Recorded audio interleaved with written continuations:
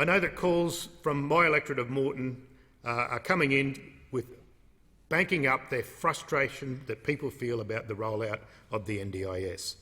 After 6 years of mismanagement of what could have been a world-class scheme, people with disability have been left out in the cold.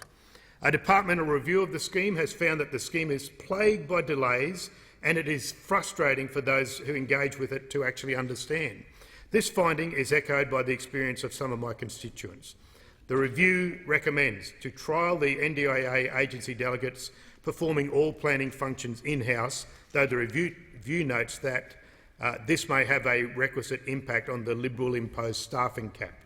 To fund navigator roles to help people go find their way through the system, to create a participant service guarantee to ensure basic standards are met, for legislated timeframes for decision-making and for the publication of NDIS reports, greater involvement in the carer workforce, a national outreach strategy that would facilitate rollout to Aboriginal and Torres Strait Islander peoples and also the culturally and linguistically diverse communities, the reinforcing of NDIS objects and principles, and a return to the original version of the 2011 Productivity Commission report.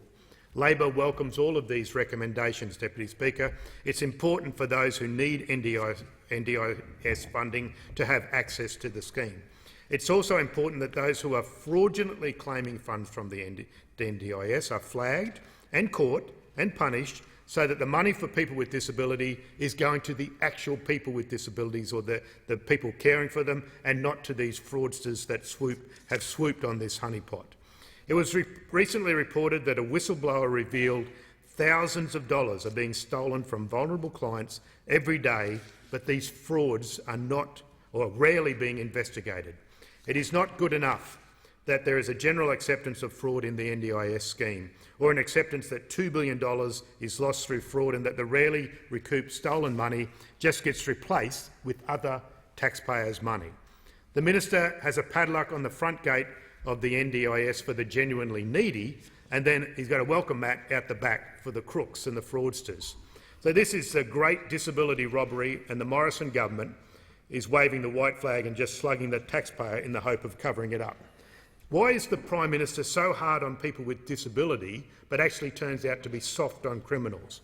Maybe having removed $4.6 billion from the NDIS, the government identifies with these people that are ripping off the system. People with disability and Australian taxpayers deserve transparency when it comes to NDIS funding. There needs to be a regular reporting to Parliament of the NDIA's progress, particularly in tracing down the fraudsters and the criminals.